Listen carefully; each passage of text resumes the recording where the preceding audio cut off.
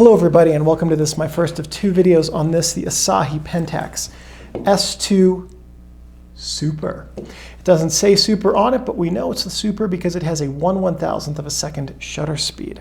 The Asahi Pentax S2 Super is an interchangeable lens 35mm SLR. All right, what that means, 35mm means it can use any 35mm film.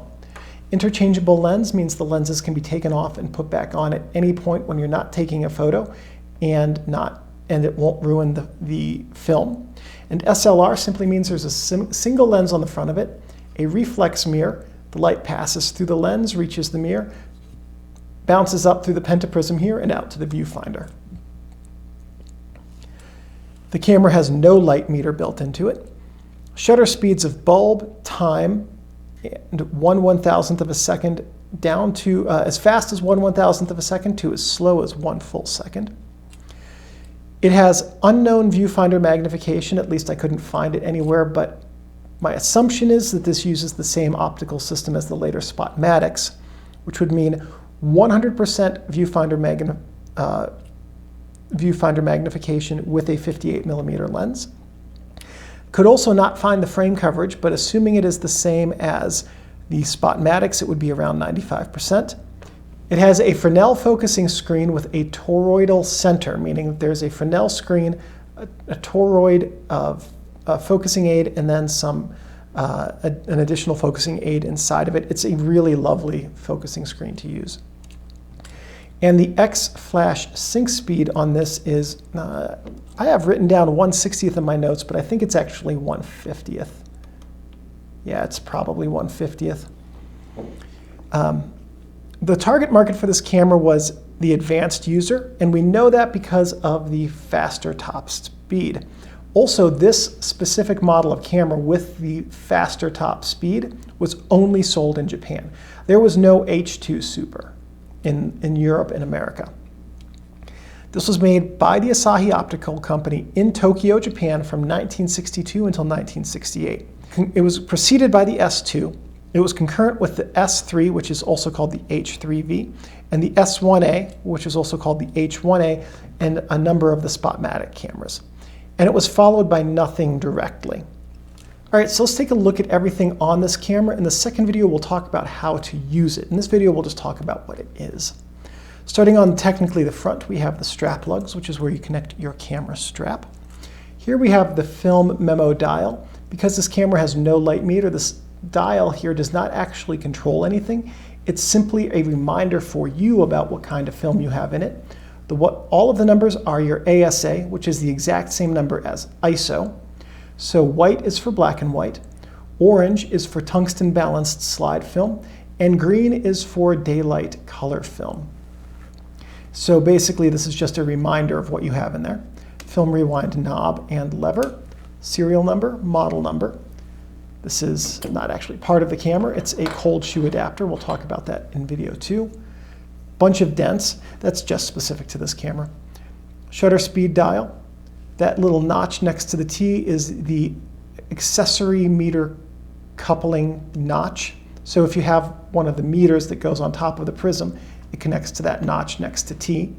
Shutter armed indicator. Orange means the camera's ready to fire. Black means that it has been fired. Shutter button. Film advance lever right here. Frame count window with automatically resetting frame counter. On the camera's front, we have the lens mount here, the flash sync ports here. We'll talk about these more in video 2, but you will only ever use the X connection here. Flappy paddle for connecting with automatic aperture lenses. This is a preset lens, so it has nothing with which the flappy paddle connects. On the camera's back, we have the film back release here, kind of technically on the side, that opens up the back of the camera. Viewfinder window, Asahi Optical Company, Japan. And on the camera's bottom, we have the tripod socket and the film rewind button. On the camera's inside, we have the film cassette chamber, which is where the film will go when we load it. These film guide rails, the top two keep the film from moving up and down as it travels. The middle two sandwich the film up against the pressure plate here to keep it flat so that the light's focused properly. Shutter curtain. Film tension sprocket to keep the film moving smoothly through the camera and to prevent it from being pulled backwards. Film take-up spool for taking up the film as it travels. The film pressure plate. And then this spring here matches up with the cassette over here to keep it aligned properly as the film is taken out of it and then rewound. So some notes on the Asahi Pentax S2 Super. The S2 Super came in two versions. This is the latter version. The latter version had a self-resetting frame counter right here. The first version had a manually resetting frame counter, and what that looks like is this one right here. So if your S2 Super has a frame counter like this, you have an earlier one. If it has a frame counter like this, you have a later one. The later bodies also had an orange R on the rewind knob, whereas earlier ones had a green R. And so if you check out the pentaxuser.co.uk link in the references for a photo, you can see photos of the older versus newer S2 bodies. Later bodies added the meter clip here to the shutter dial as well, and earlier bodies may or may not have had that. Also, the S2 had two general variations.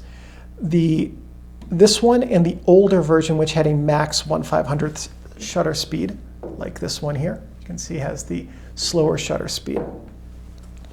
The S2 with the slower shutter speed ended production in 1962, and this one continued production after that. So some things not to do with your camera. Don't touch the shutter curtain and don't touch the mirror. If you touch the shutter curtain, you can brick your camera and ruin it, and these are collectible older cameras at this point, and you don't want to ruin them. If you touch the mirror, your finger oils can desilver it, which will make focusing harder. Don't leave your camera or lenses in your car because heat can get into the oils in the lens and get onto the aperture blades. So the heat causes the lubricating oils to get very thin. They seep through capillary action onto the aperture leaves, and then when they get back to their proper viscosity, the aperture leaves don't function properly. Not so much an issue with a preset lens like this one, but a big issue with an automatic aperture lens like this camera was designed to use. Also, if you leave your camera in your car when it's cold, then the lubricating oils can get thick and gummy and break down, which will cause the timing to be thrown off. And also, it's just a really good way to have your camera stolen.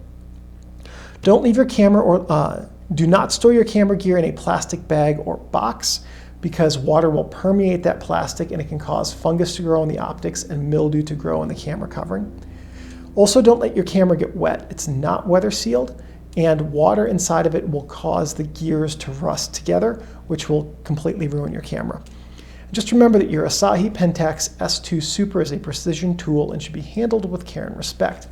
And as long as you take care of your camera will take care of you. All right, so this was my first video. We talked about what the things were. In the second video, we're going to go over everything and talk about how to use them for your photography. Thank you for watching this video. Please give me a thumbs up. That lets me know that I'm on the right track producing content which is useful and helpful to you. If you have any questions or comments, please leave those in the comments section below. I'm pretty good about checking these every couple of days and answering questions. If you have any suggestions or ideas for future videos, and if I have the technical know-how and equipment, I'm more than happy to make those. One last thing. Thank you everyone for watching, and I'll see you in the next video. I gotta get up, Steinbeck. I have to turn off the camera.